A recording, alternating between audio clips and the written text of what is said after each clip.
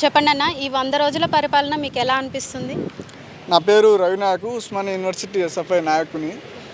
కాంగ్రెస్ ప్రభుత్వం యొక్క 100 రోజుల పని విధానము కొంతమేరకు అభినందనీయంగా ఉన్నా కూడా విద్యార్థుల పక్షంలో మాత్రము 100కు 100% ఫెయిల్ అయిందనేది చెప్పుకోవచ్చు. ఏ రకంగా అంటే గత 3-4 సంవత్సరాల నుండి తెలంగాణ రాష్ట్రంలో ఎస్సీ, ఎస్టీ, బీసీ, మైనార్టీ స్కాలర్షిప్లు 7,000 కోట్లు పెండింగ్లో ఉన్నాయి. వాటిని విడుదల చేయకుండా ఇప్పటికీ పాత ప్రభుత్వం మీద నెపం నెడతా ఉన్నది ఈ ప్రభుత్వము.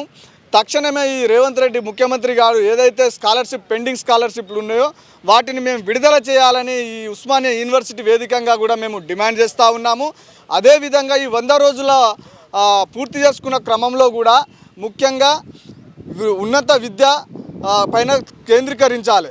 అట్లాంటి సమయంలో 11 మంది క్యాబినెట్ తోటి వాళ్ళు ర్యాంకు ఏర్పాటు చేయడం జరిగింది. అందులో కీలకమైనది విద్యా వ్యవస్థకు సంబంధించినటువంటి మంత్రిని ఏర్పాటు చేయకపోవడం చాలా దారుణము, సిగ్గుచేటు. దీన్ని తక్షణము మంత్రిని ఏర్పాటు చేయాలని ఈ సందర్భంగా ఉస్మానియా యూనివర్సిటీ ఈ యొక్క కాంగ్రెస్ ప్రభుత్వాన్ని డిమాండ్ చేస్తూ ఉన్నది. లేని పక్షంలో మేము కూడా ఈ విద్యాశాఖ మంత్రిని కేటాయించే వరకు మంత్రుల ఇల్లులను ముట్టడించడానికి కూడా వెనుకాడుగు వేయమని ఈ సందర్భంగా కాంగ్రెస్ ప్రభుత్వాన్ని మేము డిమాండ్ చేస్తూ ఉన్నాము. అదేవిధంగా ముఖ్యంగా గత ప్రభుత్వాన్ని ఓడించడంలో కీలక పాత్ర వహించినటువంటి విద్యార్థులు, నిరుద్యోగులు చాలా ముఖ్యమైనటువంటి వాళ్ళు. దాని పట్ల కూడా గ్రూప్ 2, గ్రూప్ 3 నోటిఫికేషన్ను విడుదల చేశారు, డేట్స్ ఫిక్స్ చేశారు. సప్లిమెంటరీ నోటిఫికేషన్ ఇవ్వాలి, పోస్టులను పెంచి ఉద్యోగాలు ఇస్తామనేసి వీళ్ళు చెప్పడం జరిగింది కాంగ్రెస్ ప్రభుత్వము. కానీ గ్రూప్ 1కు ఒక 60 పోస్టులు పెంచారు, మరి గ్రూప్ 2కు పెంచలేదు, గ్రూప్ 3కి పెంచలేదు. ఈ రెండు గ్రూప్ 2కు 3కు సంబంధించింది కూడా పోస్టులు పెంచాలని కూడా ఉస్మానియా యూనివర్సిటీ వేదిక నుండి ఈ యొక్క రాష్ట్ర ప్రభుత్వాన్ని, కాంగ్రెస్ను మేము అడగదలుచుకున్నాము. అన్న, ఇప్పుడు మహిళలకు ఫ్రీ బస్సు పెట్టారు కదా, మీ అభిప్రాయం? మహిళా సాధికారిత వర్ధిల్లాలి, మహిళలు సాంస్కృతికంగా, రాజకీయంగా అన్నిట్లో ముందు ఉండాలనేది మనం చెప్తూ ఉంటాం. వాస్తవానికి ఫ్రీ బస్ అనేది దాన్ని అభినందించవలసిన విషయమే. కానీ ఫ్రీ బస్సు కూడా ఏ రకంగా ఉండాలంటే అందులో ఒక లిమిట్ ఉండాలి, ఒక పరిమితి ఉండాలి.